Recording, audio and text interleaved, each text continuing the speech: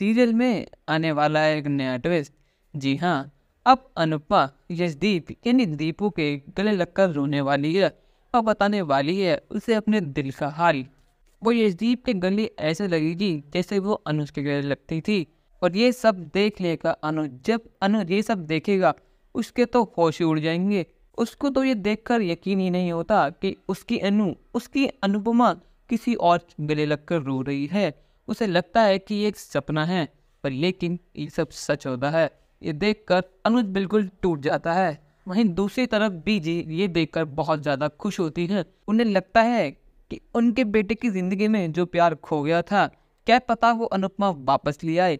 जो खुशी मेरे बेटे ने पहले खो दी थी, अनुपमा उसे वापस ले आएगी। बीजी तो पहले से ही चाहती थी कि अनुपमा उनके घर में रहे और उनके हमेशा साथ रहे, लेकिन अब जब उन्हें लग रहा है कि यशदीप और अनुपमा के बीच नज़दीकियां बढ़ने वाली हैं, तो ये देखकर बीजी बहुत ज़्यादा खुश हो रही है। उन्होंने यशदीप और अनुपमा की शादी के सपने देखने भी शुरू कर दिए हैं। वहीं दूसरी तरफ अनुज का दिल टूटकर चूर चूर हो गया है।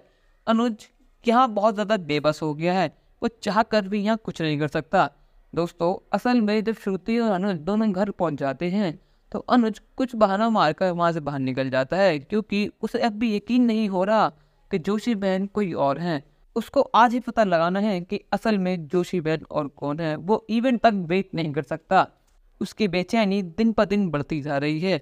और दूसरी तरफ जब अनुपमा के संग तो उसे बदतमीजी कर रहा था, तो उसके दिल में कुछ हो रहा था। उसे फील हो रहा था कि उसकी अनु के साथ कुछ गलत हो रहा है।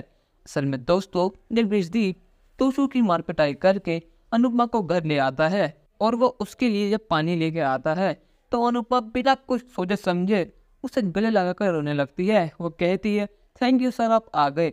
अगर आप आज न होते तो मेरा बेटा मुझ पर हाथ उठा देता। वैसे तो मैं उसे खुद संभाल लेती, पर लेकिन उसने मेरे पुराने 5 साल पहले सारे जो जख्म थे वो ताज़ा कर दिए, जिसकी वजह से मैं वहाँ बहुत ज़्यादा कमज़ोर पड़ गई और वो मुझ पर हावी होने लगा। अगर आप आज टाइम पर ना आते तो मेरा बेटा मुझ पर हाथ उठा देता। पता नहीं अगर आप आज ना आते तो मेरा एहसान क्या होता।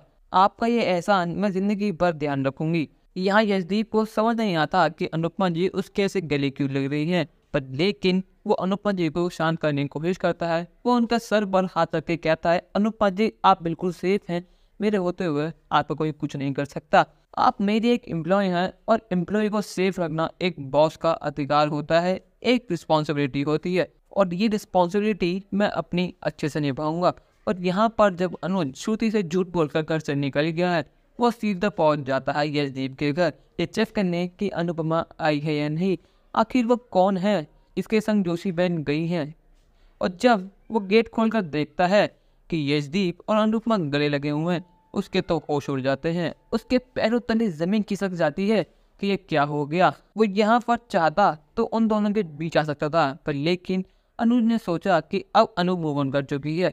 अब अनुपमा ने कोई और जीव साथी देख लिया है, तो इसमें वो कुछ नहीं कर सकता। शायद आने में उसे बहुत ज़्यादा देर हो गई और ये देखकर अनुज वहाँ से चला जाता है। अब अनुज ने मन ही मन श्रुति के साथ शादी करने का फैसला कर लिया है।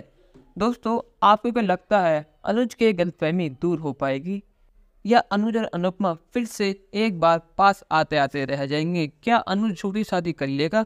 अपनी राय हमें कमेंट करके जरूर बताएं और चैनल को नहीं सब्सक्राइब तो कर लें। धन्यवाद।